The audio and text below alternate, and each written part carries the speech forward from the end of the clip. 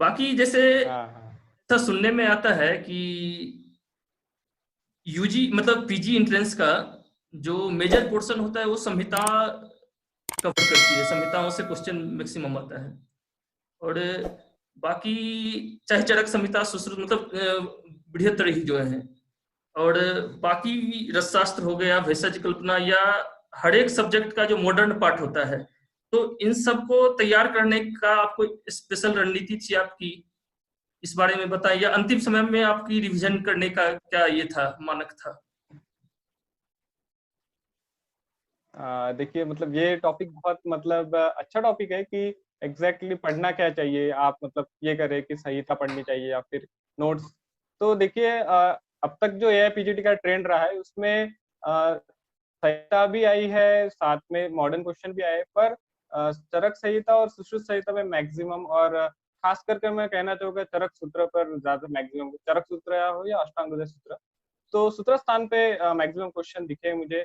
चिकित्सा स्थान बहुत बड़ा है पर उसके ऊपर क्वेश्चन नहीं दिखे हैं पिछले 2-3 सालों में, पर मे भी आ सकते हैं। काश्यप संहिता पे बहुत सारे क्वेश्चन आ सकते हैं, तो ऐसा प्रेडिक्ट करना मुश्किल है।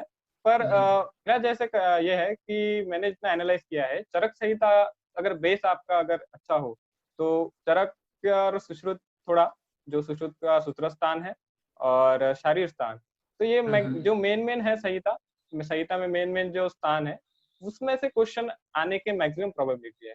तो आप अगर उसके ऊपर फोकस ज्यादा करोगे तो आपको मिनिमम मार्क्स मिलेंगे इतने, ये आपको मतलब इसकी गारंटी हो जाएगी कि इतने मिनिमम मार्क्स मिलेंगे। क्योंकि ऐसे कुछ होता है कि जो इस पिछले साल अनुपान के ऊपर जो क्वेश्चन पूछे थे, तो वो तो रीडिंग में इतना नहीं आता है, कोई भी स्टूडेंट इतना नहीं करता, तो वहां पे इतना नहीं पढ़ सकते। पर मैक्सिमम क्वेश्चन जो आए थे तो वो संहिता बेस ही आते हैं।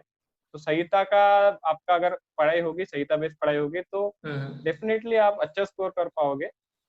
और साथ में मॉडर्न और रसशास्त्र द्रव्य गुण जैसे सब्जेक्ट है, तो मतलब उसकी जो यूजी में जो पोर्शन है, तो अच्छा। वही आप अगर रेफर करोगे तो भी आप मतलब स्कोर कर सकते हो कि द्रव्य गुण के भी क्वेश्चन इजी आए हैं, और रसशास्त्र भी अभी तक इतना हार्ड नहीं पूछा है। पर ऐसा नहीं बता सकते कि फ्यूचर में मतलब अगले एग्जाम में क्या होगा। बट मतलब मेरा जो एनालिसिस यही है कि अगर संहिता अगर अच्छे से होगी तो मैक्सिमम स्कोर मतलब आप कर सकते हैं। बाकी मेरे जो कलीग्स हैं उनका भी यही कहना है कि संहिता, ऐसा नहीं कह रहा हूँ कि संहिता याद चाहिए या श्लोक याद चाहिए, पर ओवरऑल आपकी संहिता रीडिंग भी हो गई या फिर आपने अच्छे से थोड़ा पढ़ लिया है तो आप अच्छे स्कोर कर। तो जैसे आपने अभी पिछले 2-3 साल के ट्रेंड की बात करी, तो एंट्रेंस के लिए आपने प्रीवियस ईयर क्वेश्चन करा ही होगा। तो मैं आपसे ये पूछना हाँ कि लास्ट ईयर जो आपने एंट्रेंस दिया और पिछले 7-8 सालों में, तो क्या क्वेश्चन का कोई पैटर्न बदला है? ऐसा आपने कुछ नोटिस किया? क्वेश्चन का पैटर्न तो थोड़ा चेंज हुआ है, क्योंकि हमारे जब पहले 3 साल पहले महाराष्ट्र की जो पीजी की एंट्रेंस होती थी तो 250 मार्क्स की थी, तो उसमें क्वेश्चन जो है वो अलग आते थे। पर अभी 100 मार्क की होने के कारण अभी तो 120 मार्क्स की हो गई है, हम्म। 120 क्वेश्चन की। तो अभी ट्रेंड थोड़ा मतलब क्वेश्चन चेंज हुआ है कि पहले जो है न्यूमेरिकल्स वाले क्वेश्चन या फिर जो सुपरफिशियल जो इजी क्वेश्चन है वो आते थे ज्यादा। अभी मीडियम लेवल के जो क्वेश्चंस है वो भी आ रहे हैं। तो ऐसा है कि आप 100 में से समझ लो कि 50 या 40 अराउंड तो इजी क्वेश्चन रहेंगे ही रहेंगे।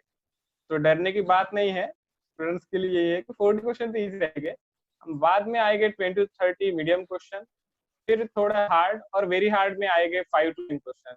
तो वेरी हार्ड तो मतलब वो तो हार्ड, वेरी हार्ड ये क्वेश्चन है, वो तो आपका रैंक डिसाइड करता है।